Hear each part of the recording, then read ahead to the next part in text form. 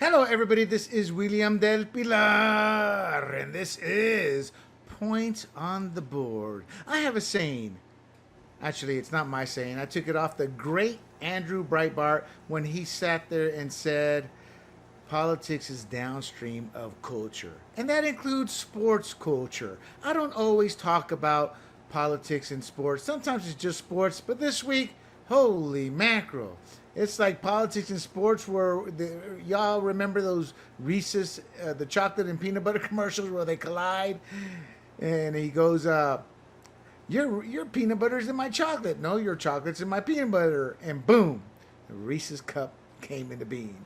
That's how I feel about politics in sports. You know, what were monumental events like Jackie Robinson have become daily ignorance on the opposite spectrum, where we made great strides and broke great barriers with Jackie Robinson. We've taken 100 steps back with, as a Latino, I say this confidently, with minorities abusing the fact that we are minorities. Now, I may not look minority, but my grandmother, she would have been mistaken, well, not mistaken, she would have been seen for being a black woman, as she was. And I have black relatives and I have white relatives and I got the Spaniard gene in me. But race has become very important to me because until we come together as Americans, we will never unite as a country. When we are Latinos first, black first, Asian first, white first, whatever first, Native American first, we're not Americans first. And that is how a country is destroyed from within. And I think a lot of my future podcasts, we're going to talk about that. Using the story itself as a jumping point. Not every week, but it's really getting old. This week we're going to talk about the White House visit. The Dodgers went to the White House today. It was a great time for all. Talk about the media and the narratives they consistently drive with the Eagles and with Riley Gaines speaking at Oklahoma State University. It's a mess out there, people. It's a mess. But before we get into it, I want to remind you to bookmark grumblingsmedia.com, grumblingsmedia.com. You can find us there. You can find this podcast, my other podcast. I do have political conservative podcasts there, both on California and national issues. And I also have a cultural podcast that's about entertainment in every way, shape, and form, from music, the movies, the gaming. I love gaming. And we have our libertarian podcast over there, as well as our regular non-political sports podcast. You can also find those, and in fact, you're probably watching this on either YouTube, Rumble, Apple, Spotify, or Pandora under the handle Grumblings Media. So let's get down to it. So these are three cases I saw this past week where each case saw journalists. They were met with defiance from the sports leaders, from team owners and coaches. And it showed a stark contrast between the media's divisive agenda and sports' now enduring role as a unifying force. We're getting back to those basics where sports brings us together. And these clashes were all within days of each other. And it underscores a broader battle over the narrative control in America's pastime arenas, where tradition and achievements they're pitted against ideological spin, against ideological beliefs, where they try to pit one against the other in one form of being good versus evil. Well, if there's good versus evil, the evil is coming from the progressive side that is trying to alienate specific voices in this country. So first up, the Dodgers in the White House, a columnist hypocrisy. So the Dodgers made it to the White House today, and there was a good old time, I guess. You saw Showtime with Trump taking a picture of him in the Oval Office. You could tell they were having a good time. Well, the LA Times columnist, Dylan Hernandez, he sat there and said, now granted, this came out last week, he said that he argued that the LA Dodgers, fresh off their, well, I wouldn't say fresh, but coming off their 2024 World Series trouncing of the hated pinstripes known as the Yankees, they should have rejected a White House invitation from Donald Trump. There, he said it aligns with hateful forces. Now, Dylan Hernandez is a Latino like I am, except he's a Latino who doesn't even probably know where his roots are. Americanized Latino, where I am Latino. Where you from, bro? Mexico. What part of Mexico? Oh, no. Where are you from? East LA. I mean, I don't know if Dylan Hernandez is from any of that, but honest to God, that was a conversation I had with a progressive Latino once. And then I went on to go, habla español? I'm an American, man. I speak English. You know? And I said, so you don't know where you're from in Mexico, but you're Latino. You don't speak, read, or write Spanish, but you're Latino. But because you're darker skinned than I am, you're more Latino than I am. And he was like, yeah, yeah. Well, he didn't say yeah, but that's kind of what he alluded at. And this guy was an MMA fighter, and he'd been drinking. So I'm like, whoa, gotta play it cool here. Gotta play it cool, Del. And so I sat there and said, so you don't speak, you don't read, you don't write Spanish, you don't know where your heritage or your history is from.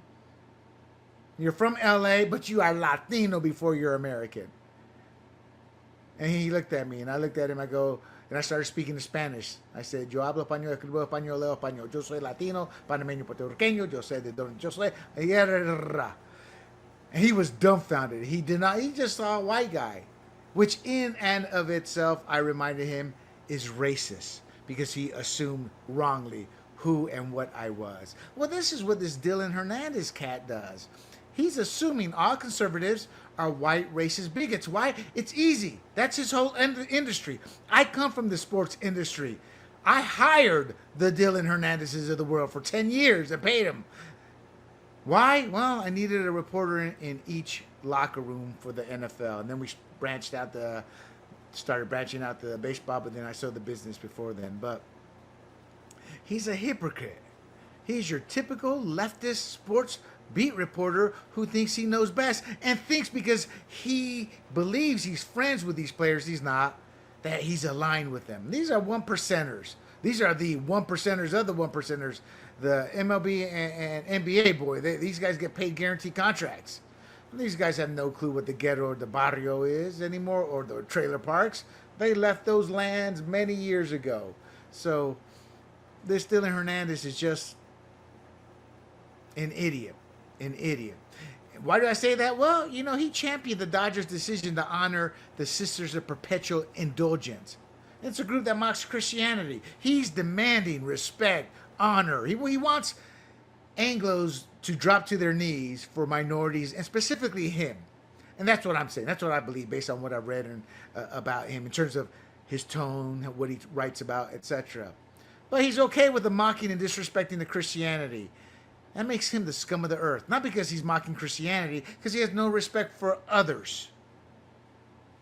I will have a great conversation with a Democrat if they're willing to have a conversation.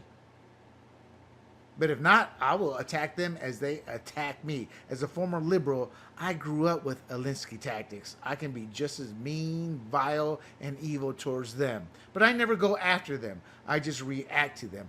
And when I saw this Dylan Hernandez article, I was upset because he's just another Latino bigot. He's an embarrassment to my culture because he's not respecting other cultures. So the team president, Stan Casson, he did defend the visit that happened today because he saw it as a non-political tradition for champions. And he said every player was excited to attend. And some of them, it was fulfilling a lifelong dream. It's tied to sports glory. There was a time, yeah, we won. I get to go to the White House. Why? It's a once-in-a-million opportunity. These teams that say no, you're going to regret it, some of those players. You may have taken an idiotic stand and been lauded at the moment, but long term, you're going to wish you had gone. Yeah. So Hernandez insisted the visit was inherently political, normalizing Trump's rhetoric. So what is Trump's rhetoric? For the bottom 50% of Americans, they have growing wages, they have their household wealth grow. Well, that happened his first term. But Dylan won't tell you that, will he? First time ever in my lifetime, maybe during Ronald Reagan's, but I can't even remember. That was so long ago and I was a child. He pointed to LA County's strong anti-Trump voting record in past elections. And, screw you, Dylan. How are those same LA residents feeling with the LA wildfires and how bad that got because of the policies you support, Dylan Hernandez? The Dodgers won in 2021 under President Biden, and he was more polarizing and did more to hurt minorities than Trump ever did. Remember the vaccine mandates there, Dylan? How many times you been jabbed? Let's hope you don't drop dead like others are for taking a jab that they thought would keep the COVID virus from catching it, and yet they still did. I got to be honest. Dylan, you need to focus on baseball, not politics. He wasn't the only one. The Eagles shutting down a reporter's bias. So there was a press exchange between the Eagles' Super Bowl victory and between their last week. Learn how to talk, William. There was a reporter, sat there and asked, I believe it was the owner, and this, remember, in 2017, 2018, after they won the Super Bowl, many of the Eagle players skipped the Trump White House visit. Because of political tensions, because everybody hated Trump despite the fact he was doing pretty good for the country. And this time around, they said, we're going to go. So during a press conference, a journalist asked Lurie, yes, it was a team owner, if the upcoming visit might offend Eagles fans. What he's trying to say is, they don't like Trump, so you're going to offend them, man, so you should not go. And Lurie, smartly dismissed the suggestion. And he just said it's just an invitation from the White House. It's a cherished tradition, not a political statement.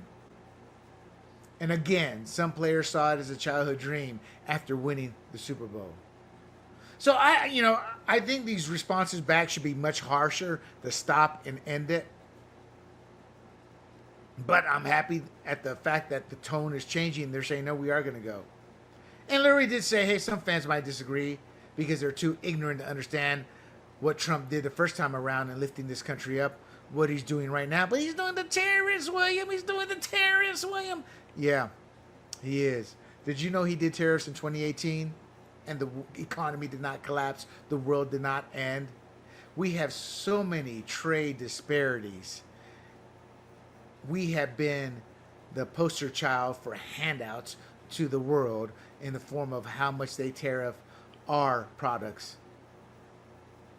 But William, China only had 6 to 7%. Yeah, but they had laws, regulations, red tape so bad that most companies could not get their products in. Japan too, India, Europe. They have all these regs. Why? To keep American products out, but yet we buy everything from the world. And Trump's ending that. And that will help the bottom 50%.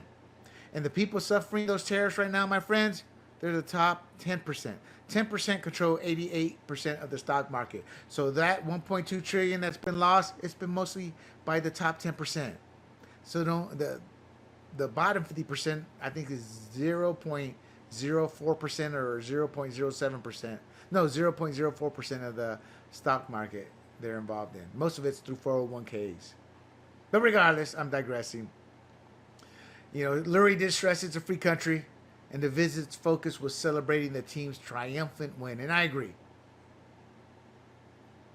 It's not just the pros, it's collegiate level. Oklahoma softball, the coach defends her players. So, and I found this on Twitchy, actually, online. This wasn't an article, so kudos to social media and X being the news source of the country. I'm not exaggerating, it actually is, per surveys and polls. So, Twitchy reported on a post-game press conference with Oklahoma University women's softball team. And I guess they're a dominant force under Coach Patty Gasso. I'd say they are. My notes, 34-3. Woo, that is dominant. So after they won another game, a reporter pressed Gasso about several players attending the campus speech by Riley Gaines, who, I was just about to say something probably not nice, but I didn't mean it that way, so I'm glad I caught myself. But Riley Gaines is a former swimmer who advocates against transgender athletes in women's sports, and I do too. That's a big reason why I created, or I kept points on the board going. We couldn't find anybody to do points on the board because we split off our football, then our basketball, and I said I'm going to make this my political sports tie-in because I love doing that. It was just a matter that I had the time to do it, and I've made the time. But this transgender issue, it's just night and day. It's demeaning. Men are dominating. And people who say otherwise are just flat out lying. And you can see the anger. I'm sorry. You see some of these women out there, they're just nothing but shrews. They're saying, I am right, you are not. I mean, oh, really? Your opinion's right? Or everybody else's? Who made you God? She's saying, God ain't got nothing on me. I'm purer than Jesus ever thought he could be. Anyway, I'm digressing again. So, Riley Gaines is a former swimmer who advocates against transgender athletes in women's sports. And what the reporter was doing was implying that their attendance would create controversy, was angst, was not good. That was the underlying tone. And Gasso, she brushed it off. You know, in fact, she scoffed at it, you know, stating it was her players' personal right to attend any event they chose. She was refusing to let the reporter turn it into a gotcha moment. And that's what that reporter was trying to do. Like I said, I found this on social media, and social media erupted in praise. Fans, you know, were praising her, as I did. You know, no nonsense defense of her team's autonomy. And as far as their softball team, 8 women's college World Series titles. And I guess Gasso is a faith-driven leader, so she just by nature, her natural inclination, probably has no issue with Riley Gaines and probably likes it. But she didn't sit there and support it. She sat there and said, it's their decision. And I support their decision. You see, the left always cries the darkness of democracy or the end of democracy. Yet they're the ones who want to silence our voice. Why? Because I don't believe a man should be playing in a women's sport. So they want to silence me. They want to beat me into submission. They want me on my knees, kissing their feet. No, it's not going to happen. Now, the reporter did face some backlash I saw on social media. Creepy, virtue signaling. He was virtue signaling. Criticized for fixating on players' off-the-field choices rather than the fact you're supposed to be covering the on-the-field play.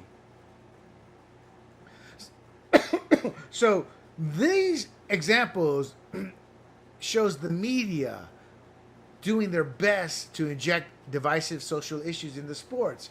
Why? Because they're progressive leftists, and that's how their whole world revolves. Gasso sat there and put him in their place. Lurie put him in their place. The Dodgers team president put him in their place in a polite manner.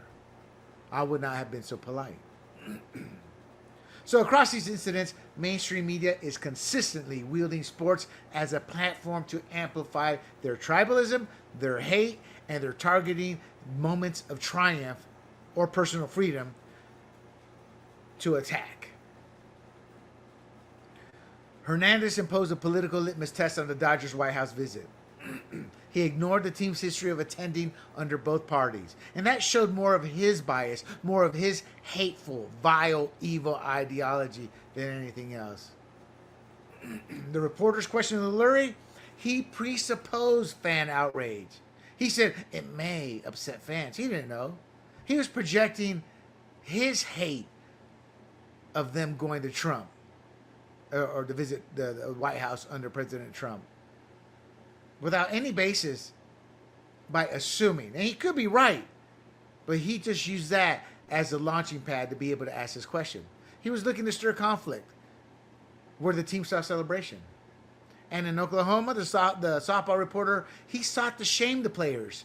He was looking to get the coach to shame them. Well, you know, I don't know. Yeah.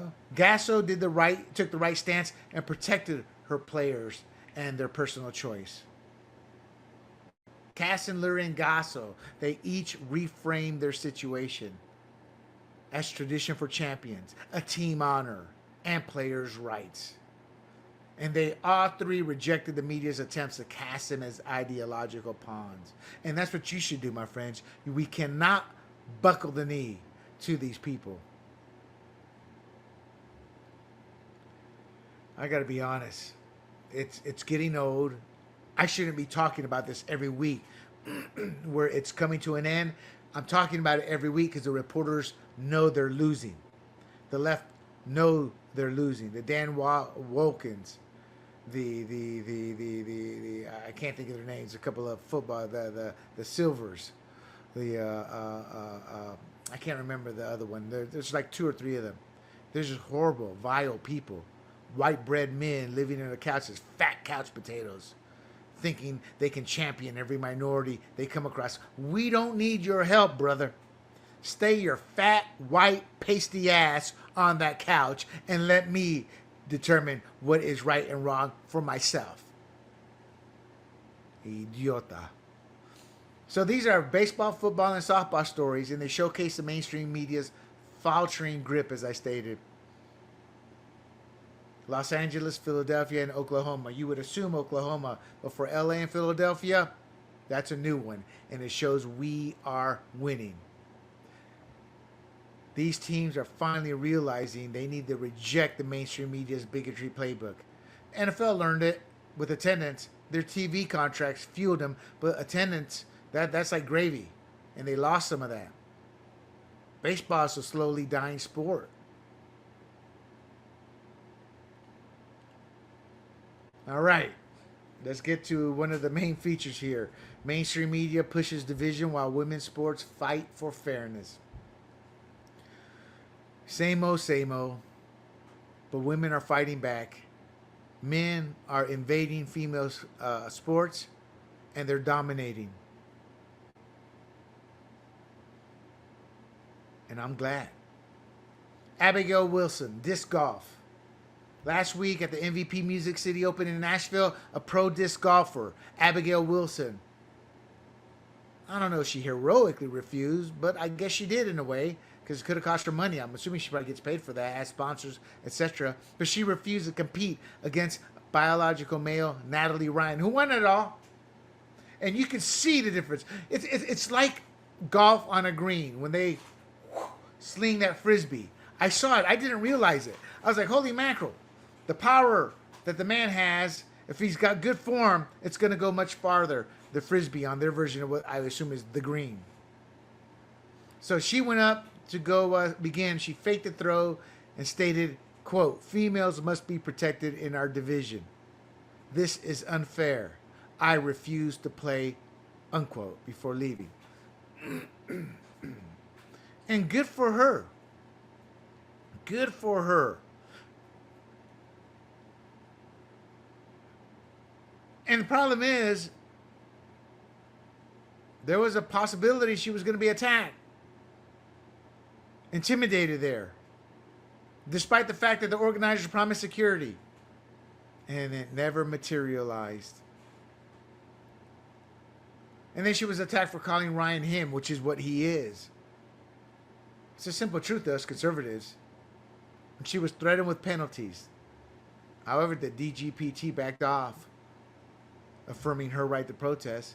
You know why they backed off? Because right now the court... This is like it's not even an 80-20. It's like an 85-15, 90-10. This isn't a hard decision.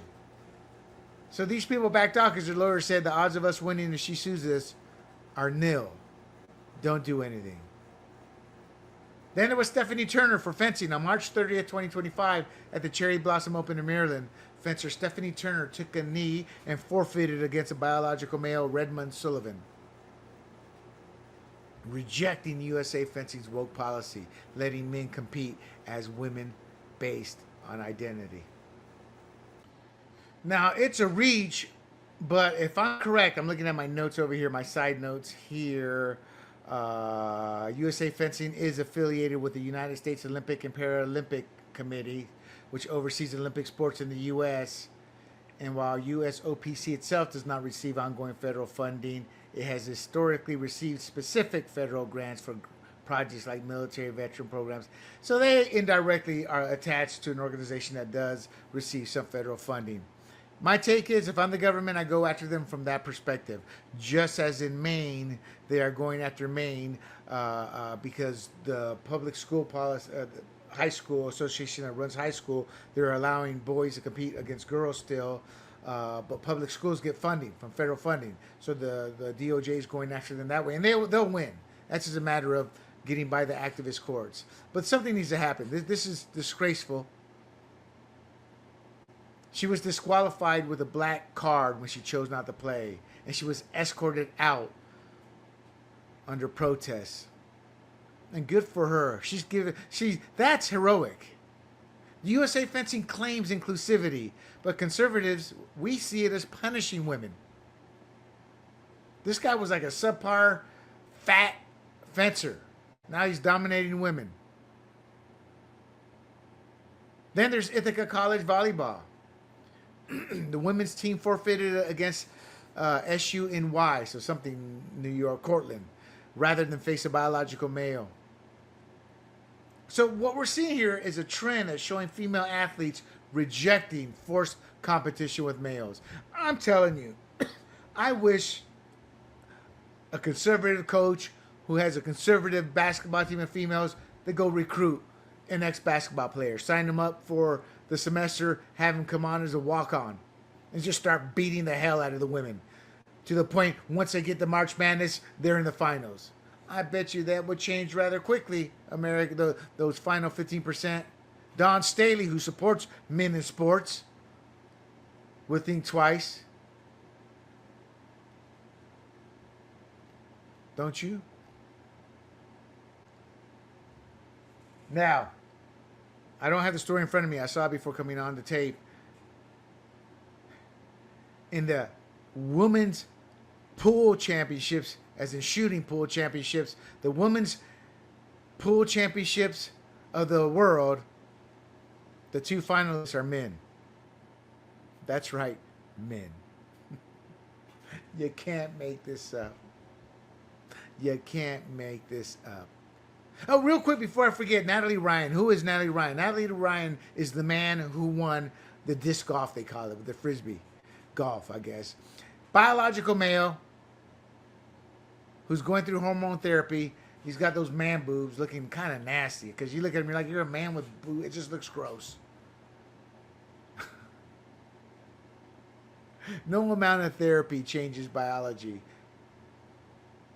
So, let's move on to Leah Thomas. She spoke at the High Tops Trans Youth Forum. And she whined about World Aquatics ban on men in elite women's events. She can't compete in the Olympics as a man. As a woman. She said, quote, "I felt so devastated and felt grief." Oh, man. She feels that the person should decide if they want to play or not. She swam as a man, ranked something like 450th, shattered all the female records. And this is who Riley Gaines' lawsuit. That's what's made her a champion. Will Thomas, because he's still a man. During that, all the time he was swimming, he was still sporting a dong. Whoosh, whoosh, whoosh, whoosh, in the locker room. In front of the girls. And they're showing him to be a victim when it's a travesty. The PDGA and USA Fencing, they're bending backwards in favor of identity politics. They're letting biological males who tweak themselves taking hormone shots be allowed to play. Luckily, the World Aquatics ban finally respects science, and conservatives, we demand that consistency in all sports for all women. See, for me, I look at it this way. Somebody once said, I can't remember, I was watching a podcast, it's so true. Michael knows.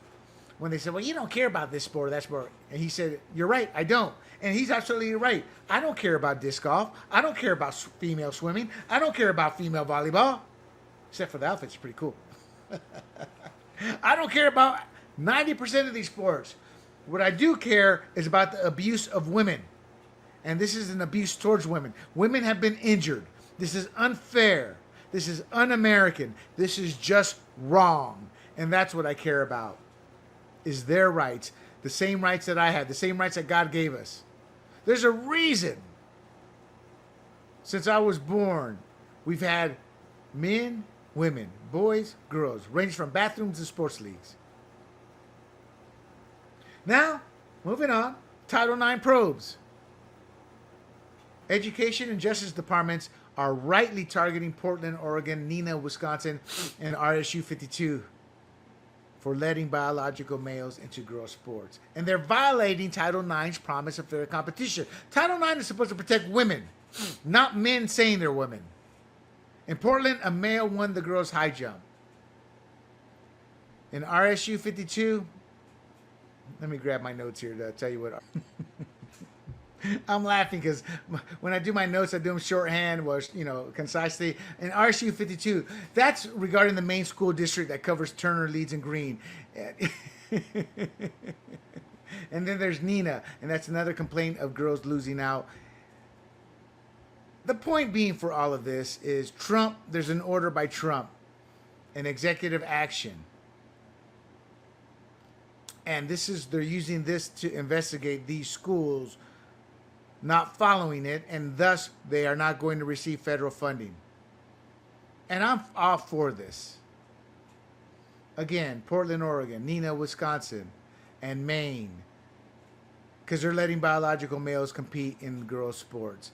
And I hope they do investigate, and I hope they do get to the truth. Well, the truth is pretty obvious. He's already removed $175 million to UPenn for letting Leah Thomas compete. So liberals cry, anti-trans, anti-trans. How about you form your own trans league? Form your own trans leagues.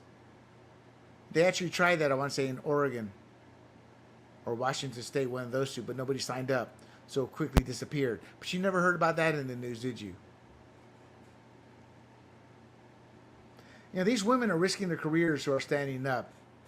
Wilson for the disc golf, her career may be shot. And she's battling the Leah Thomases of the world crime victim. And she's just pushing for men to choose the women's sports, ignoring biology because she just wants to win. They're losers as men, but winners as women. How bleeped up is that? The federal, Trump's going on science and fairness, while leftists cling to woke rules. It's funny because I saw this coming even as a child, that every law that's created, another group would eventually use that law to advance their cause.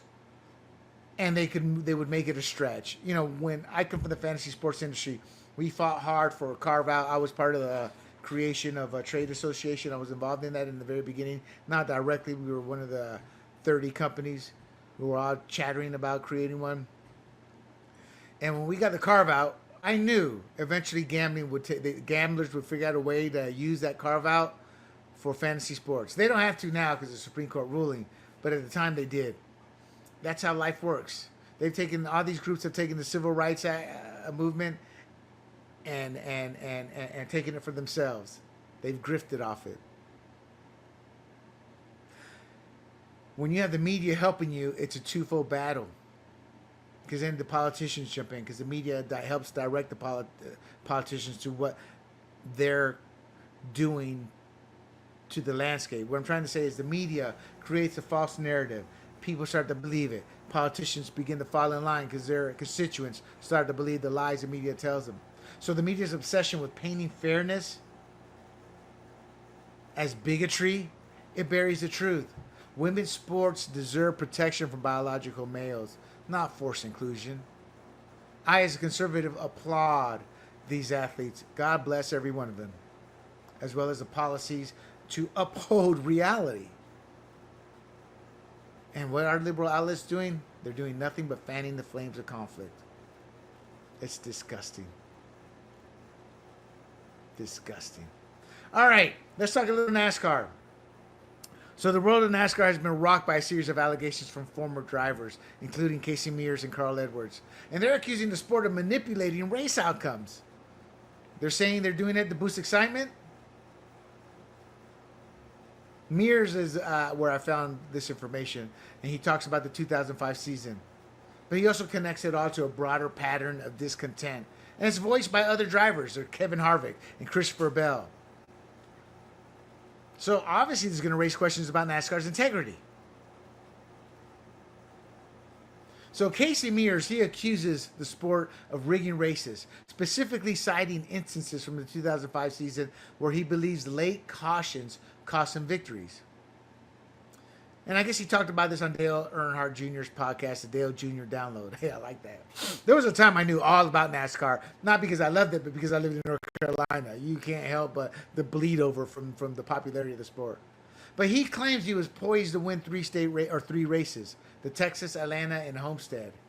But late yellow flags kind of broke his lead, or how it kind of changed the whole landscape of the race.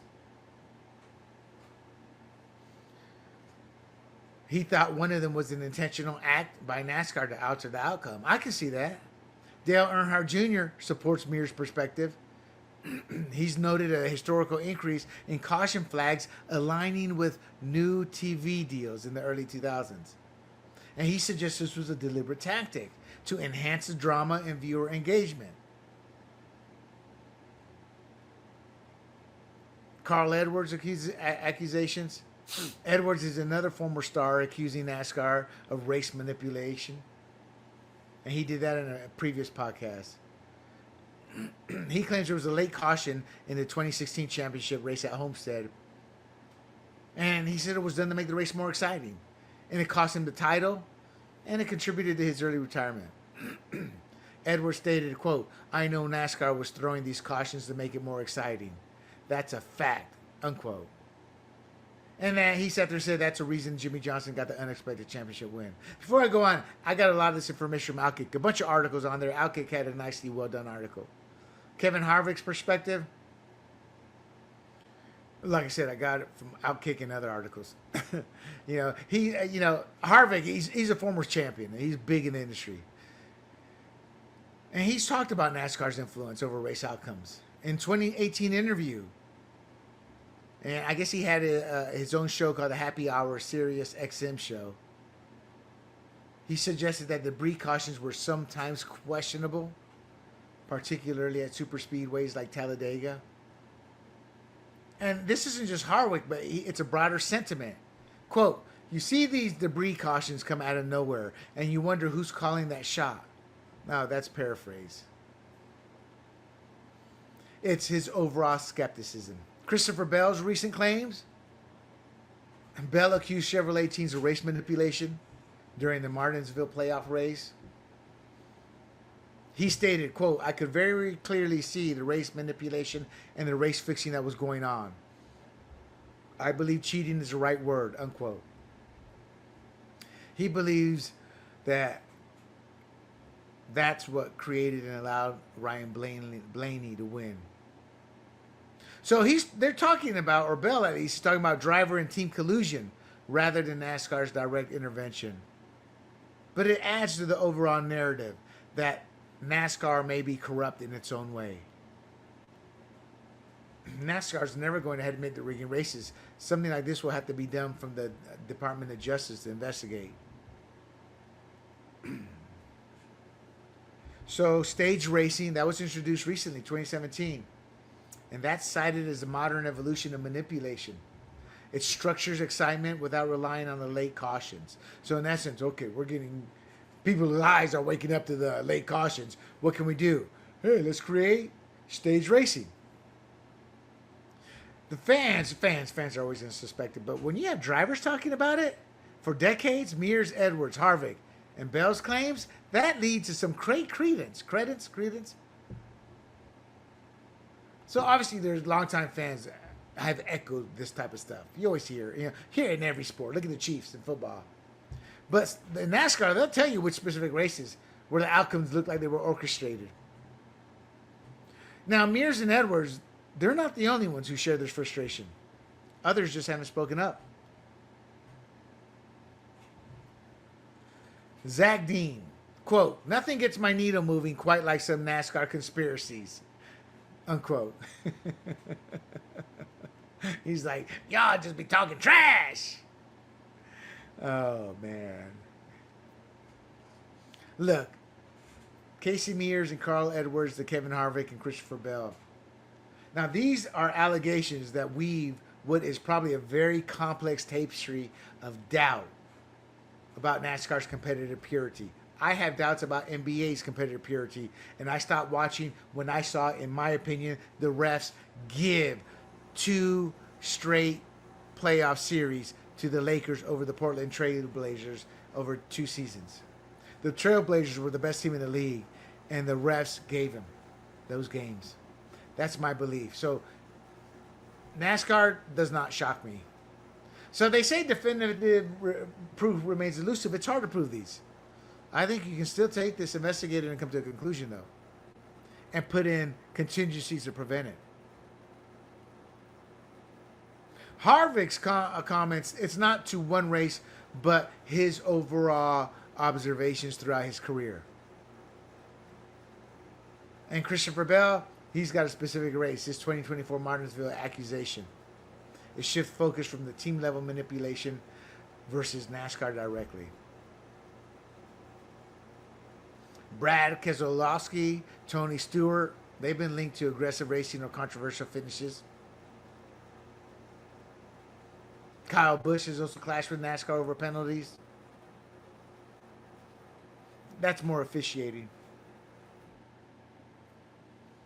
I'm sure there's more out there, but that's what I came up with. I didn't do a super deep dive.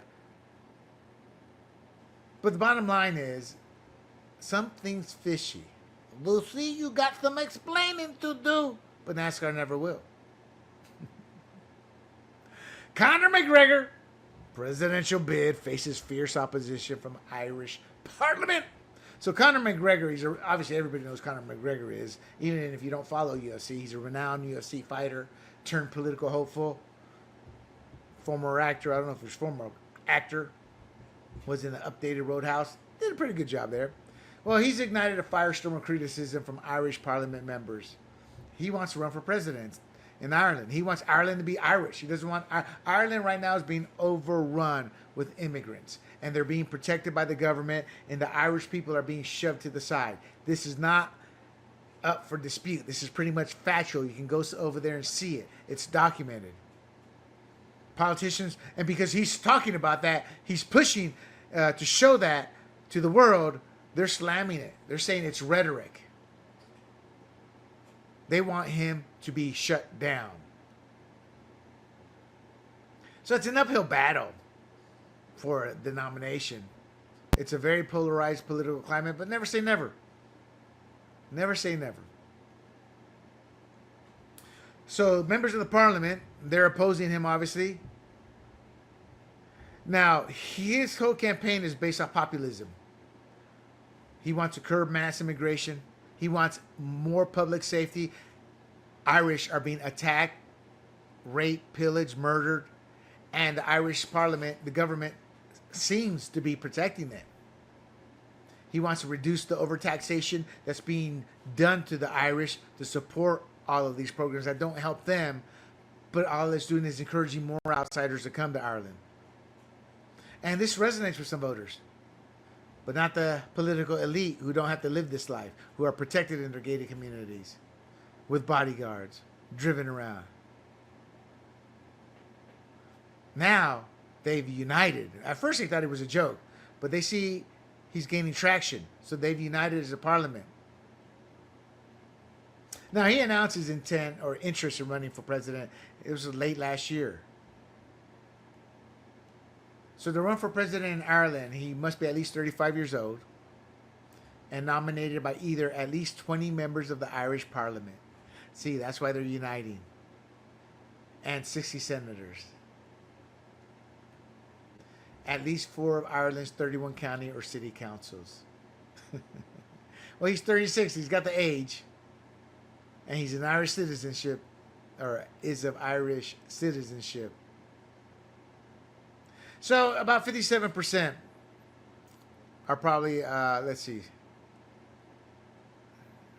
68. Okay, yeah, he's got 57% regarding the potential nomination. Some of his critiques are scathing, personal insults. All that does is show there's a big wall of resistance. They won't say to his face, pow! So no parliamentarian surveyed expressed support. he has only the people's vote. So he's facing bigotry from Senator Garrett Hearn, who's probably, I'm not even going to get into it. Quote, I genuinely would struggle to think of anyone worse to hold that position, unquote. That's an elitist mentality. Elitist mentality. T.D. Meave O'Connell. These are all boozers in my eyes. Irish boozers with their mistresses, living the high life, peeing on the people, and the people don't seem to care enough to vote him out. We'll see now, though, with Conor talking about this. But T.D. Meave O'Connell labeled his divisive behavior and rhetoric as completely unsuitable. T.D. Duncan Smith, I could not think of anyone more unfit for public office. Oh, no, here's one that blows my mind. There's no evidence Mr. McGregor has the necessary skill set, another politician said. I got news for you. Politics is the one place where the dumbasses can get elected, and that's where a lot of elitists go. Because they can get elected, they don't have to actually work. Because they haven't created or built anything they've inherited, or they're working class who manage to be on their knees for somebody and work their way up. Somebody, there isn't a snowball's chance. Here's a senator who refused to go on the record. He's a moronic Bulgarian. Another anonymous, misogynistic and a thug. Man, I would just create posters of these. My whole campaign would be on elite, working class. Somebody called him a joke. So, you know, it's 134 parliamentarians were surveyed. None were in favor. Only 100 remain unpolled. So there's no way in hell. There's a lifeline, though. I guess there's something, the county council path. But they've been largely silent. Rural councils might be more receptive because they're more anti-establishment. And so he's a long shot. He's a damn long shot. But his focus on immigration, which is a hot button issue, that mirrors European and populist movements, and they're losing. I mean, hell, they're throwing a politician who's on Le Pen, Marie Le Pen, into jail because she's got support on trumped-up charges. See, if I'm Trump, I would just break off all ties, negotiations, as we do with third world countries that do this. Put sanctions on them as we have Venezuela for how they treated the people and their political enemies, the ruling classes, the Maduro. France is doing the same thing. We don't have the cojones to do that. We're too tied in with Europe. Europe's going down the wrong path. Europe is becoming the devil. The damn devil. They are not our friends. They want our money, that's it. They view us as bourgeois, as vulgar, as beneath them. And they're useless. We defend them. You know, he may have the people's support, but even that's divided. So I don't know how much support he has. So, and it's minimal so far. From a March poll said 18% of the voters will consider him. So he's got a foundation. He's got to build on that. So he can get shellacked here. This is step one. He's just announced it. If he keeps going, he will build up support. And that's what he needs to do if he's serious about this. Understand, this cycle is about garnering support, getting your name out there, talking to issues, showing what's happening.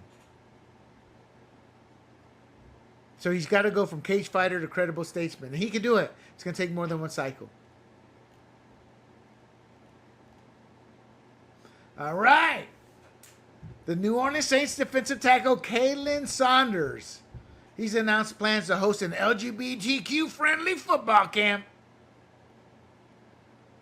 Now, he made that during the 2025 GLAAD Media Awards. And then announced it all over, and all the leftists are, oh, yeah. Oh, yeah. Now, do I care about this? No, I don't care. My issue is this. When it comes to anything religion, the NFL spits on it. CBS, I remember Tim Tebow's Super Bowl commercial, they denied it. Trump should still step in and give him a massive $50 million fine for that, for discrimination. I mean, this guy's just, God bless him, he got enough talent to play in the NFL, but he's not like a big-time star or stud. 2-time Super Bowl champion from his time with the Chiefs, though. So God bless him. I'm not against it. I just hope that when something like this is announced for a Christian camp or something like that, the NFL is there to support it as well. I would do it right now if I was Tim Tebow. I would throw the NFL, put him in a corner and do it. To say, I dare you to say no to this. So I don't care about it. What I care is about how they discriminate against conservative principles. Now, Antonio Brown, he mocked Sanders. Quote, cracker of the day goes to this guy dancing for Glad. See you soon, buddy.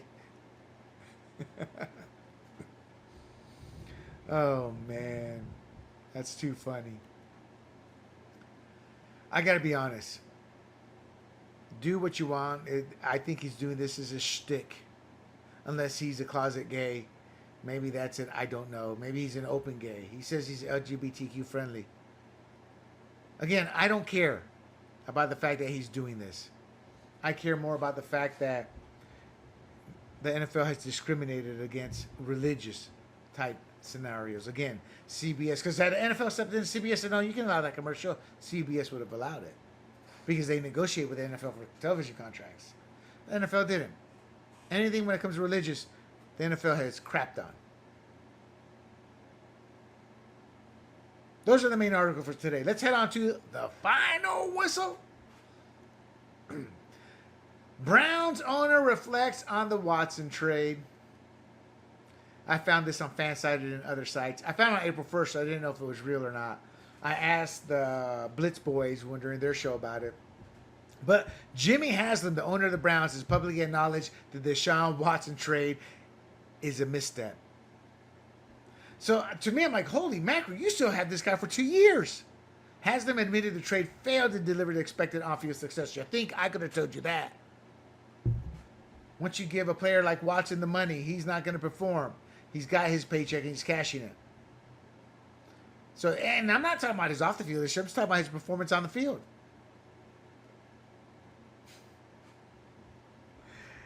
But the real downside and the real meat of the story, what's Watson thinking? You know he saw those comments. He's going to quit on this team. I mean, he already quit. But any thought he may have had to coming back is probably done, over. I firmly believe his career's over. He may go to another team, get a tryout, then get cut. But I think overall his career's over. Final whistle number 2. Pirates president addresses his Roberto Clemente logo removal. I am Puerto Riqueño as is Roberto Clemente. He's an icon in Puerto Rico. Pittsburgh Pirates president Travis Williams. So they removed Roberto Clemente's logo from the stadium to put an ad up. Now, fans are like, how dare you? The son, who's probably done nothing in his life, living off daddy's legacy. You didn't talk to me, man. I don't care about this because Pittsburgh's a small market. If they were able to make money, put the sign out there and put a statue of Roberto Clemente, at the ballpark. Because you know what's going to happen is when the next stadium is built or this team's bought by somebody, new ownership, they're just going to do a clean slate and then they're going to deal with the backlash that'll happen for a few games. And that'll be it. And they'll put a paying sponsor out there. I mean, you got to be real about this. I do believe they should have a bus or a statue of him. And in fact, let me double check my notes. I thought so. Yeah, they have a statue. So I'm like, get off your high horse. The team needs to make money in their small market. You want to know why they lose players? Great players? Because they don't have the money to keep him. Morons. I mean, this doesn't bother me enough, but I'm like, it's a business decision. They honor him with a 12-foot statue already. It's like, my God. People just want to complain to complain. And no, it did not diminish Roberto Clemente's legacy. His legacy was built over his play, and the statue honors it. Again, I'm not for or against this, but I'm like, look, it's a business. If they had a chance to make money, they're a small market team, they should take it.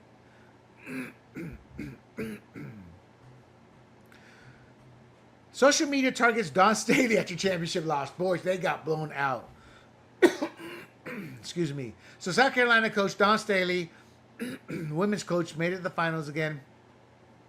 She usually fields great teams, but she also believes that men can play in women's sports. Again, I'd like a team in the women's basketball to field 2 men, 7-footers, that can actually ball and just destroy the field. And if they're not allowed into the UNC or the March Madness for women, then sue them until they're in. Because if Dawn Staley says it's okay, I'm sure most people do. Anyway, she faced a barrage of online criticism following her team's embarrassing beatdown. It was like a varsity team beating on an 8th grade girls team playing for the first time. That's how bad it was.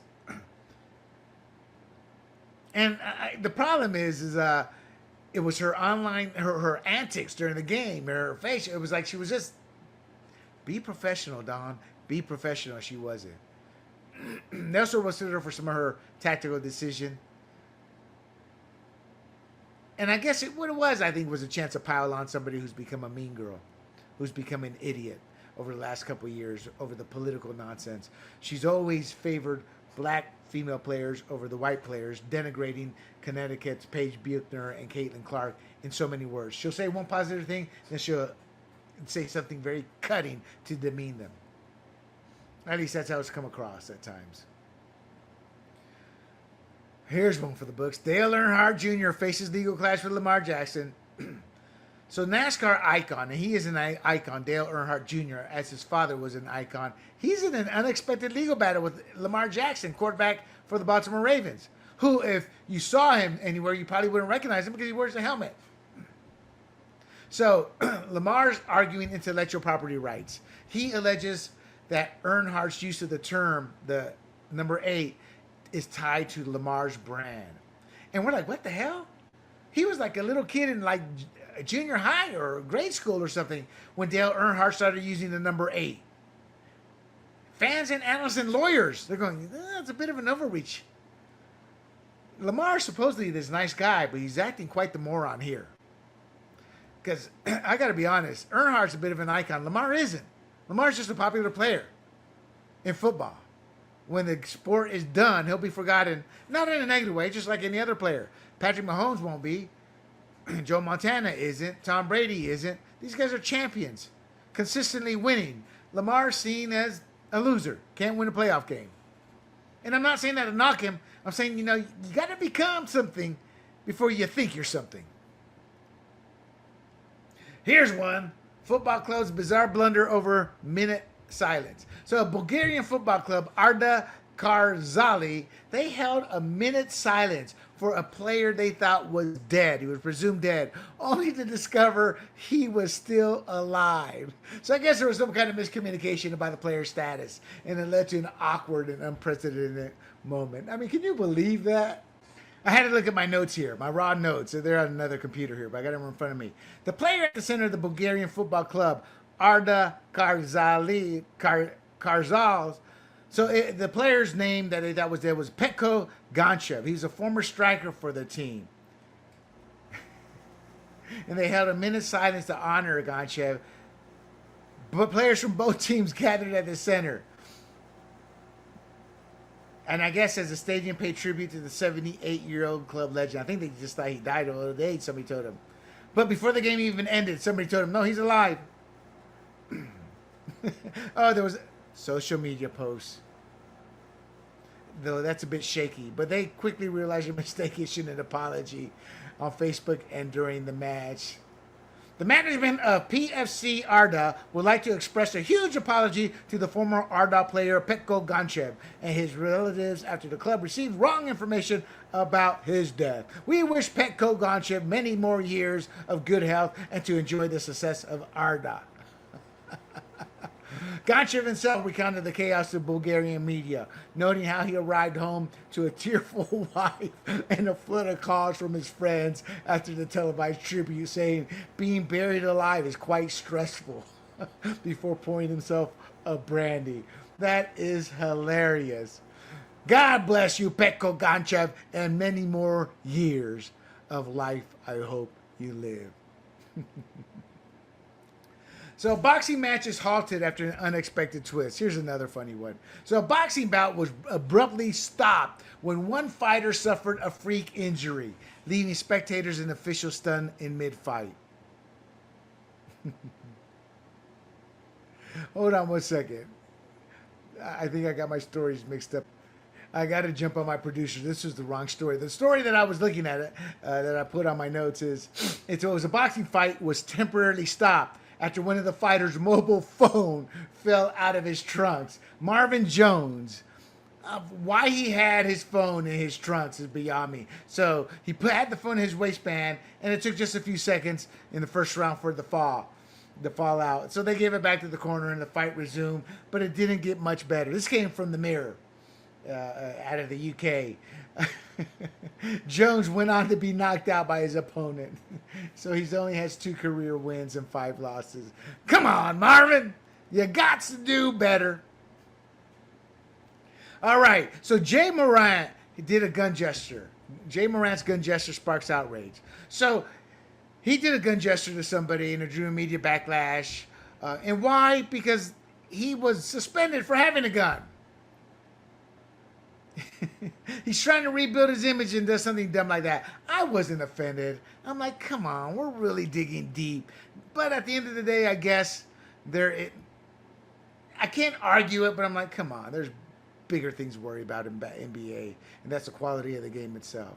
All right, so we got a story here. Pat McCormick, golfers' extreme measures to stay composed. So Pat McCormick has gone down, I want to say from the PGA, I want to say Zorn League. He's just dropped from the PGA Tour to a lesser tour. And he's doing his best to bring himself back up. And he taped his mouth shut during the tournament to prevent an emotional outburst. And obviously having tape around your mouth caught everyone's attention. It's obviously unconventional.